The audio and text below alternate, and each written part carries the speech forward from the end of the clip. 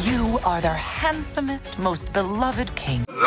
Look, I know I keep jumping around from project to project and I'm not getting shit done, but I'm just trying to spice up my recent uploads. To make something short and different, I'm gonna quickly talk about a recent concern of mine that originated from a tweet I posted back in October. So for those who have been living under a rock, Disney is releasing their latest animated film Wish on the 22nd, and it actually looks promising.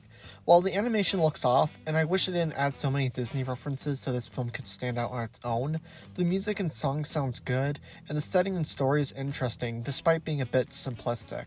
And out of everything, it's not a live-action remake, it's an original animated feature.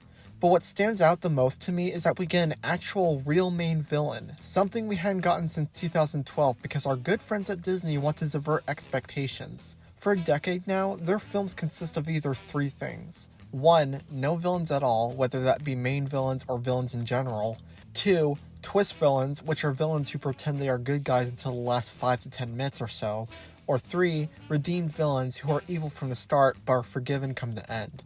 It's a trend that Disney butchers so hard, until this movie. From what we've seen so far from the trailers, King Magnifico won't be either of the last two, and will be a traditional main villain from start to finish, like Ursula, or Maleficent, or Scar, or the very popular Horn King.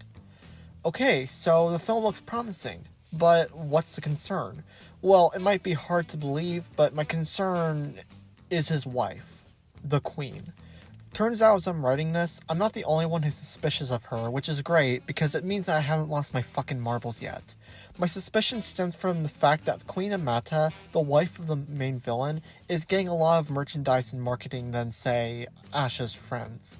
She even makes an appearance on one of Wish's promotional movie posters, standing almost at the front wearing this kind of facial expression. Kind of gives me Mother Gothel feels. She's also really crazy in the trailers. Yes, we never got a villain who's married before, which is a nice change up, and the moments of her praising her husband might be due to a toxic relationship. But am I crazy for worrying that Disney is ruining a good thing they have going with King Magnifico by making his wife a twist villain? At this point, that's not far off for them to do. They like being subversive because it makes films seem complex and three-dimensional. Funny how that has the complete opposite effect for the audience, huh? Now, I'm not saying turning Queen Amata into a twist villain is a completely stupid idea. It's something that could work on paper if you put enough work on it. But after 10 years of being tricked and fucked around with redeemed villains and twist villains, it honestly gets old. Variety is key. You don't want to rehash the same elements movie after movie after movie. In conclusion, Queen Amata being a possible twist villain has me concerned because I'd really like for this film to be good. Now, judging the trailer so far, I don't think Wish is going to be anything grand or impressive like Encanto, but I'm at least hoping it would be serviceable because so far, it seems like a breath of fresh air. But if you have to resort to tricking your audience so they'll see your movie, then you've now completely fumbled on my respect meter.